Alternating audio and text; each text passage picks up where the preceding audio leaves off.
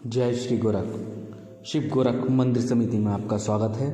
नमस्कार, मेरा नाम है नगेंद्र मोहन और आज हम बात करेंगे कुंडलिनी महाशक्ति की कि आखिर कुंडलिनी महाशक्ति क्या है।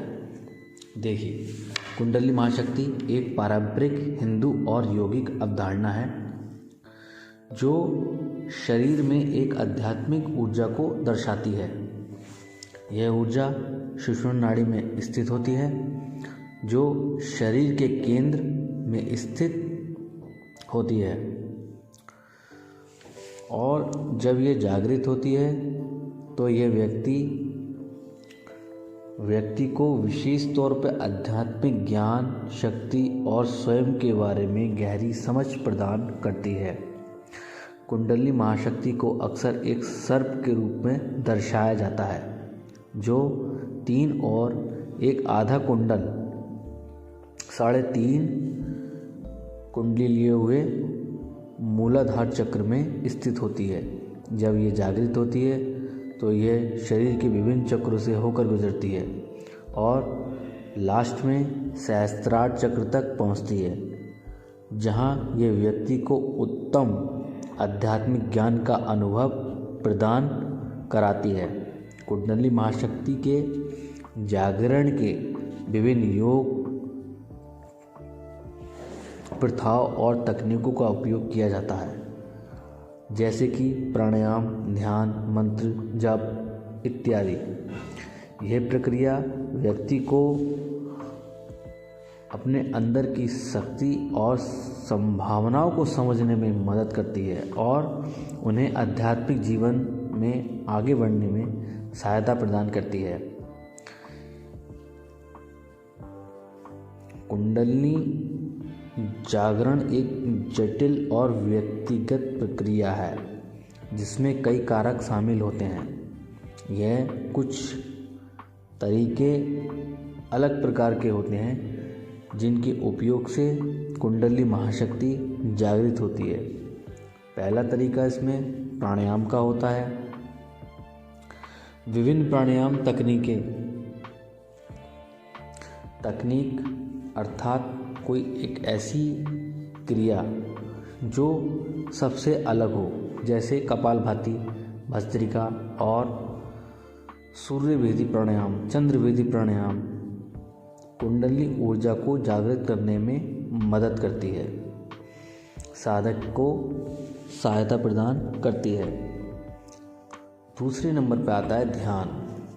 नियमित ध्यान के अभ्यास से भी कुंडलिनी महाशक्ति जागृत हो जाती है।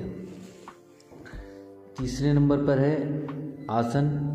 विभिन्न योग आसन जैसे शीर्षासन हो, शलभासन हो, धनुषासन हो, पश्चिमोत्तानासन हो, वज्रासन हो, ऐसे बहुत से आसन हैं जो कुंडलिनी महाशक्ति को जागृत करने में हमारी सहायता करते हैं। चौथे नंबर पर आता है मंत्र जप।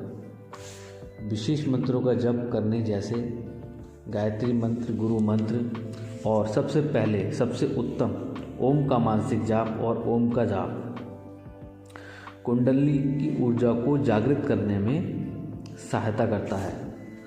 और 5वें नंबर पे सबसे इम्पोर्टेंट और सबसे ताकतवर क्रिया विभिन्न प्रकार के बंध जैसे मूल बंध, उद्यान बंध, जलान बंध, महाबंध और महावेद बंध जो कुंडलिनी महाशक्ति को जागृत करने में सहायता प्रदान करते हैं।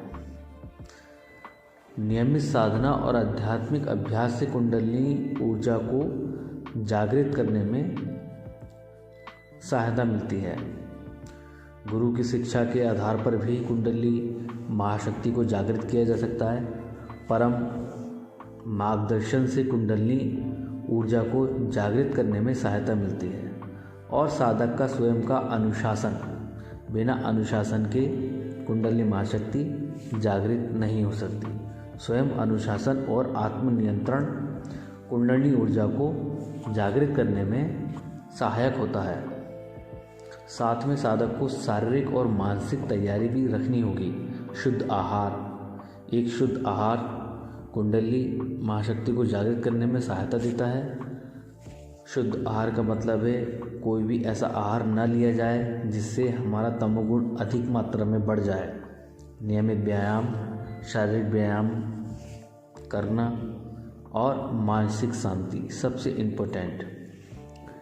एकाग्रता कुंडली को जागृत करने में मदद करती है। यह ध्यान रखना महत्वपूर्ण है कि कुंडली जागरण एक व्यक्तिगत और एक जटिल प्रक्रिया है और इसके लिए एक अनुभवी गुरु और आध्यात्मिक मार्गदर्शक की सलाह लेना अत्यंत आवश्यक है। कोई ऐसे गुरु से सीखें जो पहले से ही कुंडली महाशक्ति जागृत करने में अग्रसर हो और वो आपको उन क्रियाओं का, उन योग पद्धतियों का ज्ञान करा करके आपको भी कुंडली जागरण मार्ग में सफलता प्रदान करा सके। कुंडली जागरण के दौरान विभिन्न शारीरिक और मानसिक अनुभव हो सकते हैं, जैसे गर्मी लगना, झटके लगना, शरीर में जलन होना, फड़कन होना और कंपन होना। ऐसी स्थितियां कुंडली महाशक्ति की ऊर्जा को परिवर्तित करने से ऐसा होता है। अर्थात हम कोई भी ऐसा प्राणायाम कर रहे हैं जिससे हमारी ऊर्जा लगातार इधर से उधर डोलती रहती है। ये हमारे तत्वों के ऊपर निर्धारित होता है। हमारे तत्व और हमारी जो प्राण शक्ति है वो जब ओतप्रोत होकर के अपने स्थान बदल करके एक सिरे से दूसरे सिरे तक आते हैं, तब हमारे जो स्थूल शरीर है उसमें ऐसी भिन्नता और जटिलताएं और सूक्ष्म चेंजेस आते हैं। कुंडली महाशक्ति जागृत करने के लिए कुछ महत्वपूर्ण विशेषताएं हैं। इसमें से सबसे पहली विशेषता ये आध्यात्मिक ऊर्जा। कुंडली शक्ति एक आध्यात्मिक ऊर्जा है जो शरीर में स्थित होती है और यह जब जागृत होती है तो व्यक्ति आध्यात्मिक ज्ञान स्वयं को जानने में और बहुत गहरी समझ अपने आप में वो रखता है। सुषुम्ना नाड़ी में स्थित होती है। कुंडली महाशक्ति सुषुम्ना नाड़ी में स्थित होकर शरीर के केंद्र बिंदु पर स्थापित होती है और शरीर का मुख्य संचालन करती है सुप्त अवस्था में रहते हुए भी। 3.5 कुंडली लिए हुई एक शिवलिंग के ऊपर लिपटी हुई होती है। ये शिवलिंग को, स्वयंभू लिंग को अपने मुख में दबाए हुए जब इसके लट खुलते हैं, जब ये खुलती है तो सबसे पहले इसकी पहली चोट इसकी मूलाधार चक्र पर लगती है, जिससे जो हमारा अपान वायु का स्थान है, जागरण से शक्ति की वृद्धि होती है। जब इसका जागरण होता है तो शक्ति की वृद्धि इतनी हो जाती है कि कुंडली विभिन्न प्रकार से जो उसका स्थूल शरीर होता है वो कंपनमान हो जाता है। सहस्त्रार चक्र तक जब ये पहुंचती है तो शरीर में विभिन्न चक्रों से होकर के गुजरती है और उच्च आध्यात्मिक ज्ञान तक साधक को पहुंचा देती है। अर्थात उसे एक ऐसा भिन्न ज्ञान हो जाता है जो आम जनमानस को नहीं हो पाता। अर्थात जो ज्ञान देवताओं को भी प्राप्त नहीं होता वो ज्ञान उस साधक को प्राप्त होने लगता है। शारीरिक और मानसिक लाभ इसमें बहुत ज़रूरी होता है। कुंडली जागरण से व्यक्ति को शारीरिक और मानसिक लाभ दोनों होते हैं। तनाव से मुक्ति हो जाती है, शांति और एकाग्रता उसकी बढ़ जाती है, आध्यात्मिक विकास उसका होता है और उच्च स्तर पर आध्यात्मिक ऊर्जा को वो ले जाता है। कुंडली महाशक्ति एक अपने आप में अद्भुत और अलौकिक क्षमता है। अर्थात एक ऐसी महाशक्ति है जिसको हम छेड़ रहे होते हैं। अर्थात वो सुप्त अवस्था में पड़ी है लेकिन हम कुछ ऐसी क्रियाएं करके उसको बदलते हैं, छेड़ते हैं ताकि वो उसकी जो सुप्त अवस्था है वो टूटे और वो मूलाधार चक्र से होती हुई सहस्त्रार चक्र तक पहुंच सके। जब कुंडली जागृत होती है तो कई अद्भुत आध्यात्मिक अनुभव हो सकते हैं। वो अनुभव आपको मैं साझा कर रहा हूँ। पहला अनुभव होता है आध्यात्मिक ज्ञान। कुंडली शक्ति जागृत से व्यक्ति को आध्यात्मिक ज्ञान और गहरी समझ होती है। आत्मज्ञान और आत्मा का साक्षात्कार, व्यक्ति को अपने बारे में गहरी समझ और आत्मज्ञान की प्राप्ति होती है। शारीरिक और मानसिक तनाव से मुक्ति मिलती है उसको और शारीरिक और मानसिक स्वास्थ्य में सुधार होता है उसको। आध्यात्मिक शांति व्यक्ति की आध्यात्मिक शक्ति में वृद्धि होती है और वह उच्च आध्यात्मिक स्तर तक पहुंचता है। दिव्य अनुभव व्यक्ति को होते हैं, जैसे कि दृष्टियाँ, श्रवण और स्पर्श का अनुभव होता है। दिव्य आत्माओं के दर्शन होते हैं, प्रत्यक्ष होती हैं, सामने दिखाई देती हैं और वार्तालाप भी करती हैं।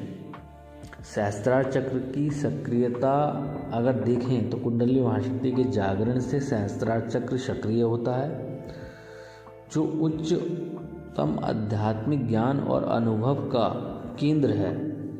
चक्रों की सक्रियता में विभिन्न चक्रों की सक्रिय को करते हुए व्यक्ति को विभिन्न आत्मिक अनुभव होते हैं, आध्यात्मिक अनुभव होते हैं और व्यक्ति एक नया जीवन प्राप्त करता है।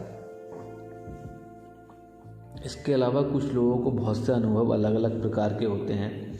जब इस साधना करते हैं तो गर्मी लगती है, झटके लगते हैं, शरीर में गर्मी और झटके का अनुभव होता है। प्रकाश के दर्शन होते हैं, प्रकाश पुंज के दर्शन होते हैं, लगातार इधर उधर चकाचौंध उसको होती है, प्रकाश की किरणें उसको दिखाई देने लगती हैं। तरह तरह के संगीत के अनुभव उसे होते हैं, संगीत बजता हुआ उसको दिखाई देता है। गंध के और सुगंध के भी दर्शन होते हैं, कहीं दिव्य गंध का अनुभव, दिव्य सुगंध का अनुभव उस साधक को होता रहता है। दिव्य स्पर्श का अनुभव भी उसको होता है, ऐसा लगता है उसको जैसे किसी ने उसको स्पर्श किया, कोई उसको देख रहा है या फिर कोई उसके सामने निगरानी कर रहा है।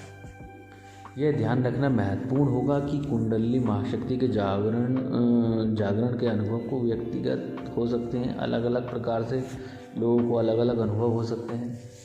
कुंडली जागरण के विषय में विस्तार से एक वीडियो हम अलग से बनाएंगे। इसमें हमने आपको तो भी केवल एक अपनी ऑडियो सुनाई है आपको, ताकि आप ऑडियो सुनकर कुछ गहरी समझ अपने आप में रख सकें। विशेष तौर पर बताया गया है कि कुंडली महाशक्ति की साधना अगर आपको करनी है तो विशेष किसी एक ऐसे गुरु से सीखिए जो इसके विस्तार में आपको विस्तार से बता सके और पहले से ही कुंडली महाशक्ति की साधना वो किए हुए हो। सबको अलग अलग प्रकार से अनुभव हो सकते हैं और सबको अलग अलग प्रकार से योग और पत्ती का ज्ञान हो सकता है। सबको अलग अलग प्रक्रिया हो सकती है क्रियाओं करने की, योग करने की और बंद करने की। सबकी अपनी अपनी शारीरिक क्षमता है जिसके आधार पर उनको अनुभव होते हैं। आज की वीडियो में इतना ही। अधिक जानने के लिए, अगर इसके बारे में आपको और अधिक जानना है तो हम विस्तार से एक वीडियो इसके लिए बनाएंगे। तो आज की वीडियो में इतना ही। आप लगे रहिए अपने लक्ष्य की तरफ और पूर्ण रूप से ऊर्जावान रहिए, दिव्य बनिए और महायोगी विशेष तौर पर आप पर कृपा करें और आप साधना में प्रगति प्रदान कर सकें। ऐसा आशीर्वाद गुरुदेव आपको प्रदान करें। आज की वीडियो में इतना ही। जय महाकाल।